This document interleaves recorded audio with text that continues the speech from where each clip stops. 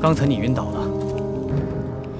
Cerita dikanjut di mana Lindong telah berhasil melalui semua rintangan. Selanjutnya, Lindong akan menuju ke Menara Kekacauan untuk pertarungan puncak. Ketika matahari menyinari pulau itu, angin telah memenuhi langit dan sosok manusia yang tak terhitung jumlahnya berterbangan di udara seperti kawanan belalang. Selanjutnya, mereka mendarat di puncak gunung paling megah di tengah pulau. Segel pertahanan di puncak telah dibuka sehingga lautan manusia memenuhi area itu tanpa hambatan. Di bawah rindang pepohonan terdapat plaza batu kapur yang sangat luas.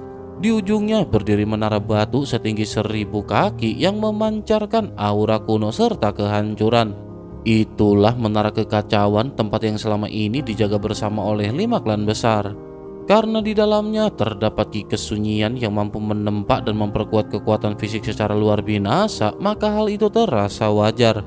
Tatapan banyak orang juga dipenuhi dengan hasrat dan ambisi karena siapapun yang bisa masuk dan berkultivasi di dalamnya akan memperoleh peningkatan kekuatan yang besar. Namun kuota untuk memasuki Menara Kekacauan sangat terbatas. Hari itu juga akan ditentukan siapa yang berhak mendapatkannya. Di dasar menara, Sentuje duduk dengan mata terpejam. Ngantuk bang, begadang semalam. Wajah Sentuje terlihat tenang seperti pertapa tua, tetapi kehadirannya membuat suasana menegang. Banyak orang yang baru pertama kali melihatnya merasa heran karena penampilannya yang tampan dan elegan sangat kontras dengan julukannya sebagai Asura. Namun mereka yang mengenalnya tahu bahwa di balik ketenangan itu tersembunyi sifat kejam dan membanggakan. Tak lama kemudian, Lindong tiba bersama dengan Gu Mengki dan juga Guyan. Begitu mendarat di plaza, pandangan Lindong langsung tertuju pada Sentuje. Sorot mata Lindong juga seketika berubah menjadi sangat tajam. Pada saat yang sama, Sentuje juga membuka mata perlahan lalu menatap Lindong sambil tersenyum tipis seakan sudah lama menunggu. Aura kekuatan Yuan yang mengelilingi tubuh Sentuje beriak kuat dan berat sehingga Lindong segera menyadari bahwa lawannya telah mencapai tingkat mendalam kehidupan. Tekanan itu nyata dan menggetarkan sehingga Lindong dalam hati mengakui bahwa Sentuje memang sangat tangguh.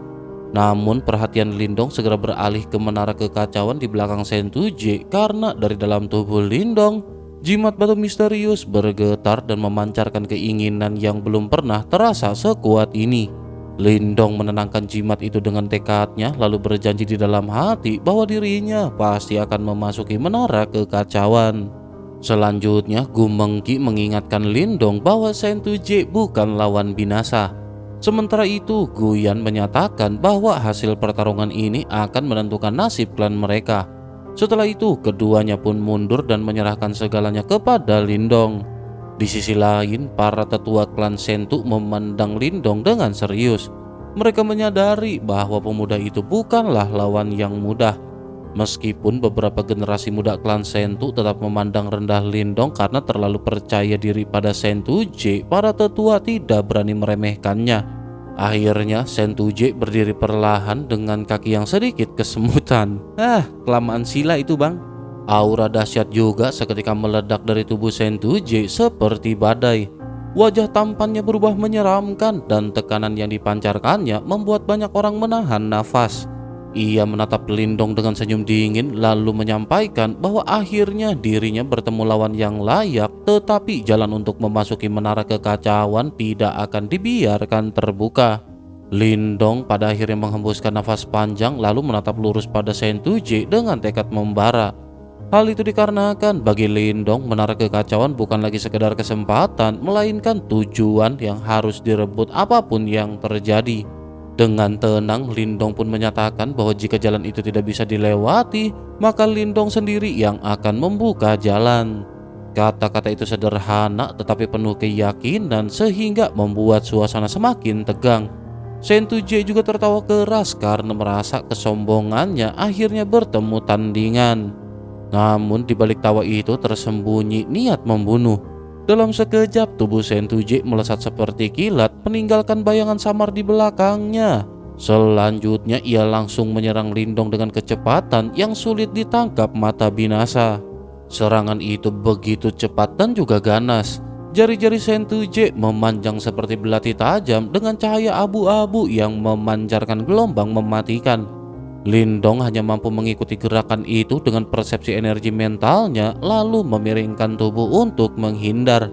Akan tetapi serangan Sentuje ini terlalu licik. Udara di sekitar Lindong meledak dan dua jari tajam itu menusuk ke arah tembolok Lindong. Dalam detik genting, cahaya hijau berkumpul di depan tembolok Lindong dan berubah menjadi sisik naga hijau yang kokoh. Benturan logam terdengar keras ketika serangan itu mengenai pertahanan Lindong. Namun Sentuje masih belum berhenti. Teknik seni tombak jari Asura yang dikuasainya meledak dengan kekuatan tambahan. Dengan begitu, sisik naga itu akhirnya benar-benar tertembus. Dua kekuatan tajam menembus bahu Lindong dan meninggalkan luka berdarah. Darah segar menetes dan membasahi pakaian Lindong, sementara kerumunan langsung gempar. Banyak yang memuji kehebatan Sentuje yang dijuluki Asura Besi, bahkan ada yang menyayangkan karena mengira langkah Lindong akan terhenti sampai di situ.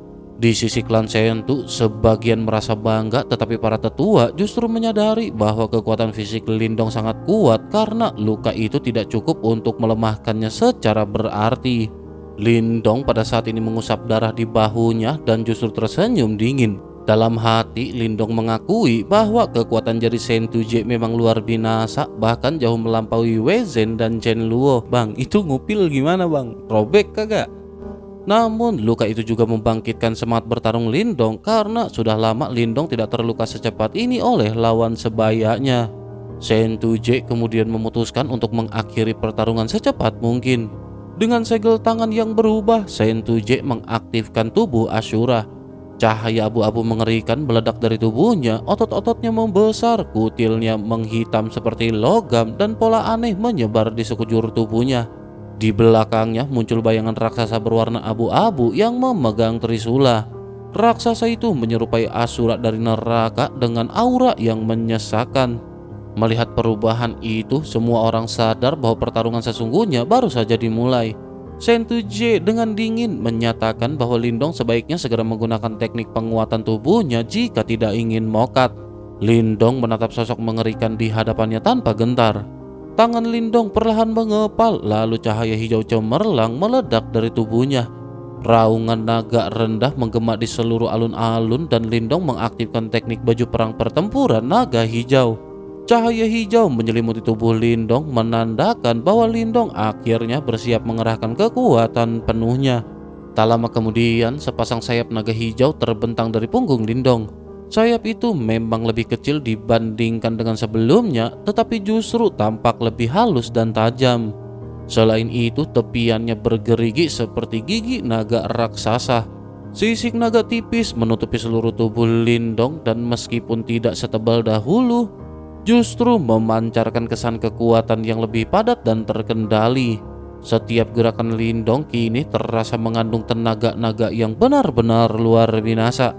Di lengan dan kakinya, sebagian sisik berubah menjadi duri tajam bergigi dan memancarkan aura pembunuh samar. Jelas bahwa perubahan ini membuat kemampuan tempur Lindong meningkat drastis. Seiring pertumbuhannya, kekuatan jurus naga langit hijau yang dikuasai Lindong benar-benar semakin tersingkap.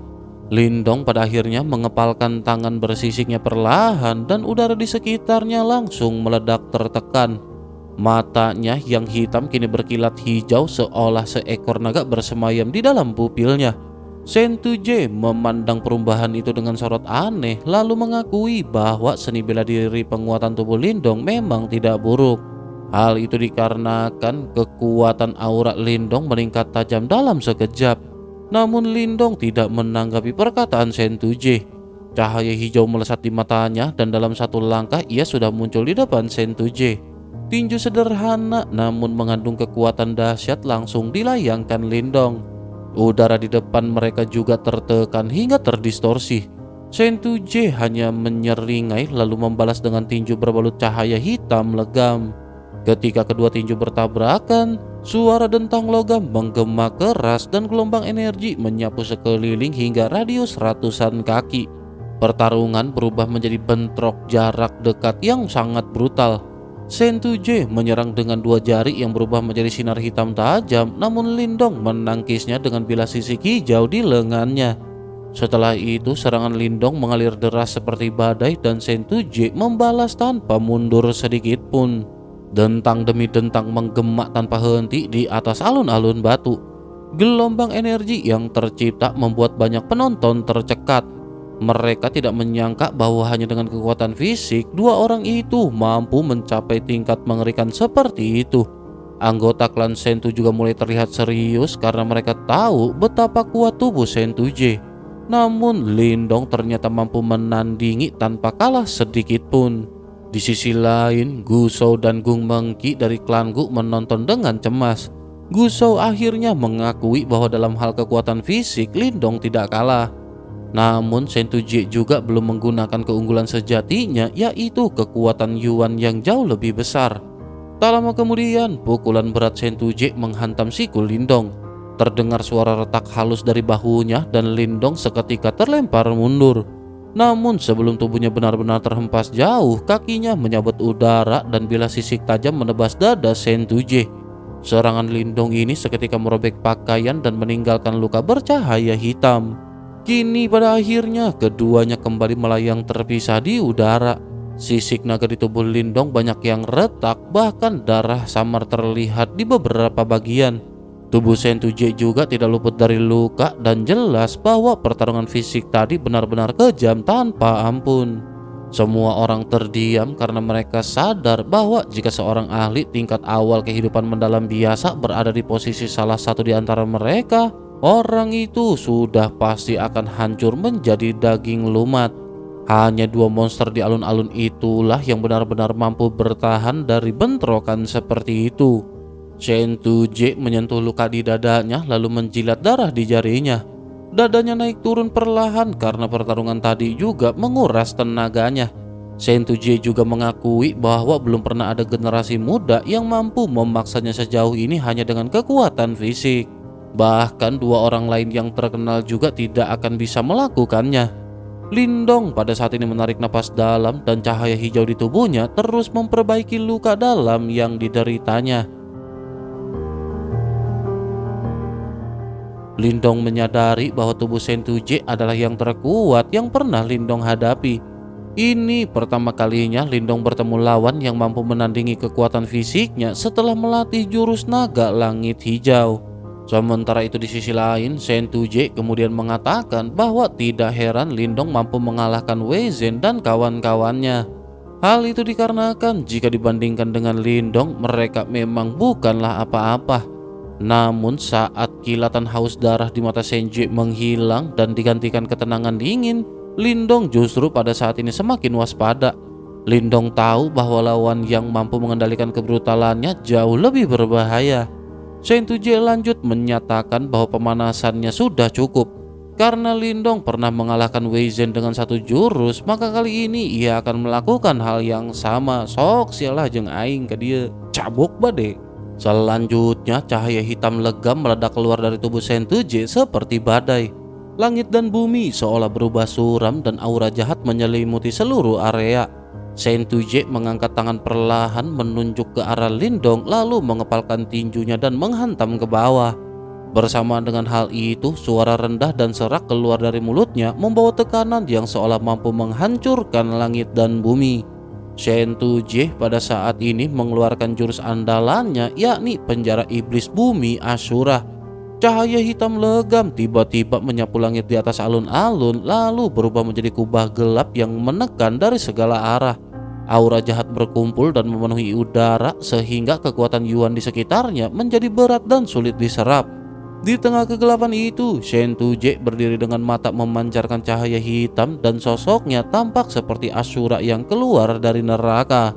Sentuje menatap Lindong sambil tersenyum tipis lalu menyatakan bahwa itulah kartu truf terakhirnya.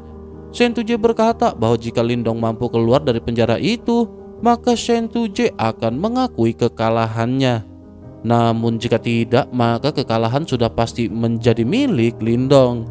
Lindong seketika merasakan bahwa di dalam penjara iblis duniawi itu dirinya tidak bisa lagi menyerap kekuatan Yuan dengan bebas. Sementara itu Shen Tuje justru semakin kuat karena dapat menyerap aura jahat di sekelilingnya. Oleh karena itu, Lindong memahami bahwa teknik tersebut benar-benar berbahaya dan pantas membuat banyak jenius gemetar. Shen Tuje kemudian menggenggam dua pedang cahaya hitam yang terbentuk dari cahaya pekat. Dengan gerakan cepat, Shen Tuje menebaskan kedua pedang itu, lalu dua bilah cahaya raksasa melesat menuju Lindong dengan kekuatan yang mengerikan. Lindong segera menggerakkan sayap naga hijau di punggungnya, kemudian membentuk pertahanan di depan tubuhnya. Benturan keras pun kembali terjadi dan Lindong terdorong mundur belasan langkah karena tekanan serangan tersebut. Namun serangan Shen Tuje ini juga belum berhenti. Cahaya hitam kembali bergetar, lalu ratusan bilah hitam pekat terbentuk dan memenuhi langit. Setiap bilah memancarkan aura mematikan yang membuat para ahli di sekitar arena merasa ngeri. Shen Tuje menyebut teknik itu sebagai penjara bilah Ashura, lalu mengayunkan tangannya sehingga semua bilah itu melesat ke arah Lindong. Lindong pun segera memanggil kuali merah menyala untuk bertahan. Dentingan keras terdengar tanpa henti saat bilah-bilah itu menghantam permukaan kuali. Meskipun kuali berhasil menahan serangan awal, Lindong menyadari bahwa jumlah bilah di langit masih sangat banyak dan jika semuanya jatuh sekaligus, tubuhnya pasti tidak akan mampu menahannya. Shen Tuje kemudian mengubah segel tangannya, lalu semua bilah yang tersisa mulai bergetar dan menyatu. Dalam sekejap, ratusan bilah itu terkondensasi menjadi satu pedang ki hitam sepanjang belasan kaki. Meskipun ukurannya lebih kecil, tekanan yang dipancarkannya justru jauh lebih mengerikan karena seluruh kekuatan telah dipadatkan di dalamnya. Dengan satu gerakan jari, Shen Tuje memerintahkan pedang ki itu untuk menyerang. Pedang tersebut melesat menembus udara, bahkan seolah merobek ruang. Lindong tidak memiliki kesempatan untuk menghindar sehingga Lindong hanya bisa mengerahkan teknik naga langit hijau hingga batasnya dan memperkuat tubuhnya semaksimal mungkin. Ledakan besar mengguncang arena saat pedang ki menghantam Lindong. Tanah retak dan hancur sementara cahaya hijau pertahanan Lindong tertelan oleh cahaya hitam yang ganas. Dari luar semua orang mengira pertarungan telah berakhir.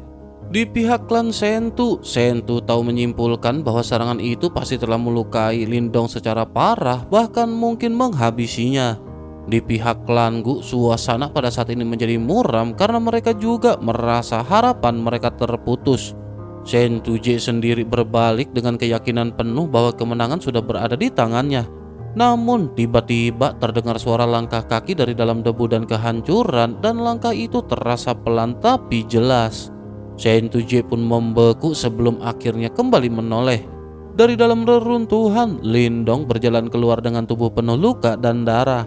Meskipun tampak sangat terluka, wajah Lindong justru menampilkan senyum cerah. Di dahinya sebuah tanda roh bersinar, lalu energi aneh memancar dan langsung mengusir aura jahat di dalam penjara iblis duniawi. Dengan napas berat tetapi tatapan teguh, Lindong menyatakan bahwa pertarungan itu belum berakhir. Suasana yang semula dipenuhi dengan keyakinan akan kemenangan Shen Tuje kembali berubah menjadi ketegangan yang mencekam. Selanjutnya, ledakan dahsyat tiba-tiba mengguncang alun-alun ketika aura agung menyembur keluar dari tubuh Lindong. Aura itu menembus langit dan bumi seperti cahaya yang membelah cakrawala.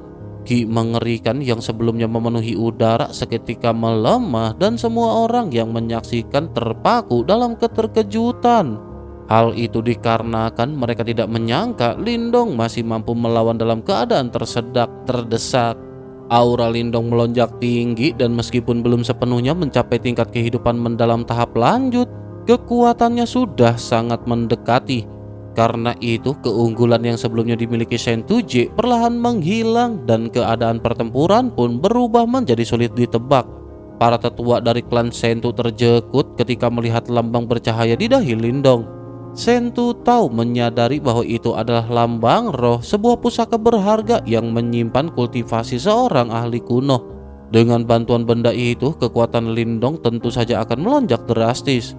Sentu Mo juga mengakui bahwa dengan dorongan tersebut, jarak kekuatan antara keduanya hampir setara.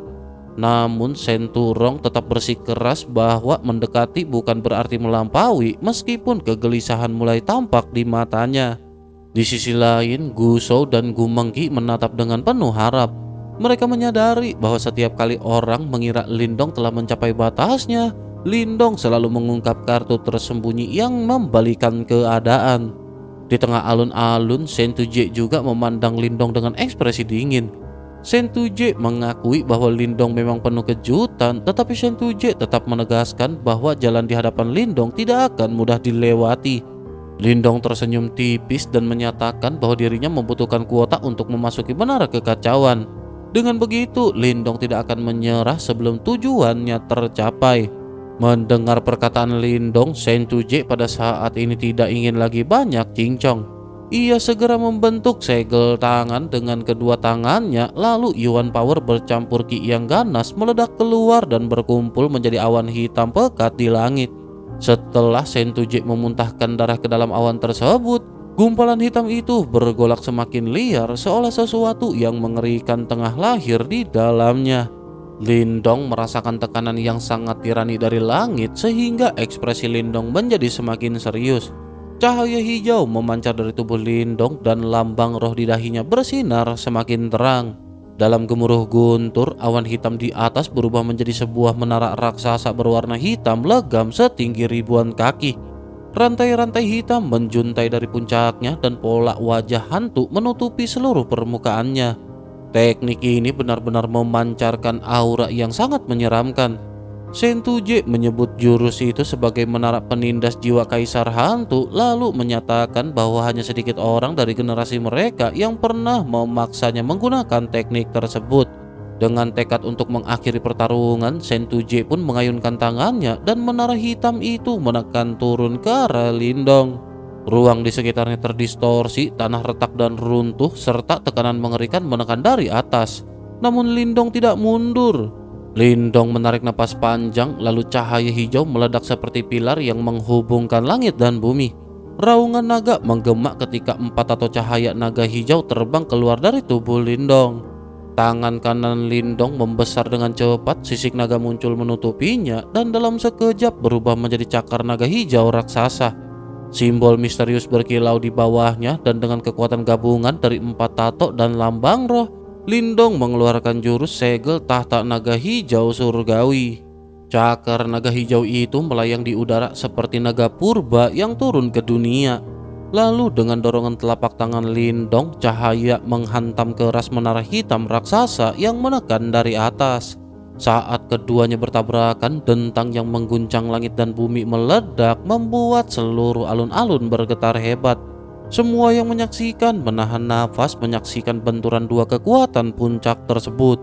Ledakan dahsyat mengguncang puncak gunung ketika lingkaran cahaya menyilaukan meledak dari penjara iblis duniawi atau penjara iblis bumi. Cahaya itu membumbung seperti matahari yang mengamuk, kemudian gelombang kejut menyapu alun-alun batu kapur hingga hancur dan retak di segala arah. Banyak orang segera mundur karena takut terseret oleh sisa kekuatan yang masih bergolak. Para tetua klan Sentu dan klan Gu menatap pertempuran dengan wajah serius. Mereka bisa merasakan betapa mengerikannya benturan itu bahkan bagi mereka yang sudah berada di tingkat tinggi. Sementara itu, para murid kedua klan menahan nafas karena hasil pertarungan akan segera terlihat. Gumengki menggenggam karbuking erat-erat dan berharap tetua Gusou dapat mengetahui keadaan di dalam. Namun bahkan tetua Gusou pun kesulitan menembus kekacauan energi Yuan yang liar itu. Tak lama kemudian, cahaya yang membumbung ke langit mulai meredup dan debu perlahan tersibak. Dua sosok berdiri saling berhadapan di tengah kehancuran itu. Di atas mereka, cakar naga hijau raksasa menggenggam sebuah menara hitam pekat, sementara ruang di sekitarnya tampak terdistorsi. Semua mata pun terpaku. Retakan kecil mulai terdengar, lalu garis-garis pecah muncul di permukaan menara hitam tersebut. Teriakan kaget juga terdengar karena menara penekan jiwa milik Sentuje mulai runtuh. Lindong berdiri dengan wajah berlumuran darah, nafasnya tidak stabil tetapi tatapannya tetap tajam. Sentuje juga merasakan tekanan mengerikan dari cakar naga itu, namun Sentuje menolak menyerah. Dengan nekat, Shen Tuje memuntahkan darah esensi ke dalam menara hitam hingga cahaya gelap kembali menyala dan retakan perlahan tertutup. Shen Tuje mengerahkan seluruh kekuatannya dan merasa belum akan kalah semudah itu. Namun Lindong yang telah melewati banyak pertarungan hidup dan mokat justru pada saat ini tersenyum dingin. Simbol roh di dahi Lindong bersinar semakin terang, energi dahsyat mengalir ke seluruh tubuhnya meskipun rasa sakit menusuk tulangnya. Lindong kemudian mengerahkan kekuatan terakhirnya dan memerintahkan cakar naga hijau untuk menghancurkan segalanya. Dengan raungan yang mengguncang langit, cakar itu kembali menekan menara hitam. Retakan kembali muncul, lalu dengan ledakan keras menara tersebut benar-benar hancur. Shen Tuje pun memuntahkan darah dan auranya langsung melemah. Namun Lindong pada saat ini tentu saja belum ingin berhenti. Cakar naga hijau kembali menghantam lapisan cahaya hitam yang menyelimuti alun-alun, yakni penjara iblis duniawi yang diciptakan Shen Tuje dengan seluruh kekuatannya. Pertahanan itu pun seketika bergetar hebat sebelum akhirnya pecah berkeping-keping. Shen Tuje juga terpental jauh dan terseret di tanah sejauh ratusan meter. Sorakan gempar memenuhi puncak gunung karena tidak ada yang menyangka bahwa Shen Tuje yang sebelumnya berada di atas angin akan dikalahkan secara telak. Dengan tubuh gemetar dan darah terus mengalir dari mulutnya, Shen Tuje masih berusaha bangkit dan bahkan memanggil pedang hitam di tangannya. Namun sebelum sempat bergerak, Lindong sudah muncul di hadapannya seperti bayangan iblis. Sebatang pohon hitam dengan cabang-cabang tajam mengarah tepat ke dahi Shen Tuje memancarkan niat membunuh yang dingin dan tegas. Shen Tuje membeku karena mengerti bahwa sedikit saja gerakan ceroboh akan membuat kelapanya hancur seketika. Di hadapannya benar-benar berdiri seseorang yang jauh lebih ganas dalam pertarungan hidup dan mokat. Sementara itu Lindong menarik napas panjang lalu dengan suara pelan namun pasti menyatakan bahwa pertarungan telah berakhir dan kemenangan berada di tangan Lindong. Gokil. Shen Tuje pada akhirnya berdiri dengan aura yang melemah dan wajah pucat. Meskipun sebelumnya banyak orang meragukan kemampuan Lindong, terutama karena Shen Tuje dikenal sebagai asura besi yang tersohor di wilayah Laut Angin Surga, kenyataannya kini tidak lagi terbantahkan. Lindong benar-benar menang di dalam pertempuran ini. Dalam kebuntuan singkat itu, Shen Tuje akhirnya mengakui kekalahannya dengan suara serak. Shen Tuje menyatakan bahwa Lindong telah menang dari pertempuran ini. Mendengar hal itu, tatapan dingin Lindong pun melunak dan senyumnya kembali muncul. Niat membunuh Lindong juga surut seolah-olah niat membunuh itu tidak pernah ada. Lindong merendah dan mengatakan bahwa kemenangan itu hanya karena sedikit trik, tetapi Shen Tuje menegaskan bahwa kemenangan tetaplah kemenangan. Setelah itu Shen Tuje berbalik pergi, namun sebelum pergi Shen Tuje menyatakan bahwa kuota untuk memasuki menara kekacauan akan menjadi milik klan Gu. Selain itu suatu hari nanti Shen Tuje juga akan kembali menantang Lindong. Sorak-sorai langsung meledak dari pihak klan Gu setelah keputusan itu. Gu Yuntian memandang Lindong dengan kagum karena sebelumnya Gu Yuntian pernah bertarung melawan Shen Tuje dan tahu betapa kuatnya pemuda itu. Gu Shou juga tidak bisa menyembunyikan rasa bangganya, bahkan dalam hati Gu Shou merasa menyesal karena bakat seperti Lindong bukan anggota klan Gu. Gu Mengki juga tersenyum dan mengatakan bahwa setelah hari ini nama Lindong pasti akan menggema di seluruh wilayah Laut Angin Surga. Di sisi lain, Wei Zhen dan Chen Luo justru menunjukkan wajah muram. Wei Zhen merasa takut karena menyadari bahwa saat melawan mereka sebelumnya, Lindong belum menggunakan seluruh kekuatannya. Chen Luo kemudian berkata dengan nada dingin bahwa keadaan ini justru akan membuat Lindong lebih menderita. Chen Luo menjelaskan bahwa karena Lindong telah membunuh adik seperguruannya, maka Master Chen Luo dari Sekte Gua Angin Iblis tidak akan tinggal diam. Chen Luo berniat menyebarkan kabar ini agar sang master datang sendiri dan menghukum Lindong. Wei Zhen pun merasa senang, apalagi setelah membayangkan bahwa jika tetua dari Sekte Gua Angin Iblis turun tangan. Dengan begitu, maka Lindong akan berada dalam bahaya besar. Selain itu, Chen Luo juga mulai memikirkan seni bela diri Lindong yang mampu menyerap kekuatan tanah karena Chen Luo merasa teknik itu sangat berharga. Sementara itu, Sentu Tao mewakili klan Sentu dan dengan lapang dada mengakui kekalahan mereka. Sentu Tao menyatakan bahwa 3 kuota untuk memasuki menara kekacauan tahun ini menjadi milik klan Gu. Meskipun para murid klan Sentu tampak kecewa, mereka tidak bisa membantah hasil yang adil tersebut. Sentu Tao bahkan memuji Lindong sebagai penolong hebat bagi klan Gu. Meskipun begitu, dalam hati Sentu Tao bertanya-tanya apakah Lindong mampu setajam ini jika suatu hari berhadapan dengan 2 puncak terkuat generasi muda di wilayah itu. Setelah pertarungan berakhir, kerumunan mulai bubar dan kabar kemenangan itu dipastikan akan menyebar dengan cepat. Namun Lindong tidak memikirkan ketenaran tersebut. Lindong langsung kembali ke pihak klan Gu dan menanyakan kapan bisa memasuki menara kekacauan. Gu Shou yang masih sangat gembira mengatakan bahwa Lindong bisa masuk secepatnya keesokan hari. Mendengar hal itu, beban di hati Lindong pada akhirnya terangkat. Lindong merasakan getaran halus dari jimat batu misterius di dalam tubuhnya. Pada saat ini seolah-olah benda itu juga menantikan kesempatan tersebut. Sambil menatap menara kekacauan yang kuno dan menjulang, Lindong berharap agar tempat itu benar-benar dapat memulihkan kekuatan jimat batu misterius.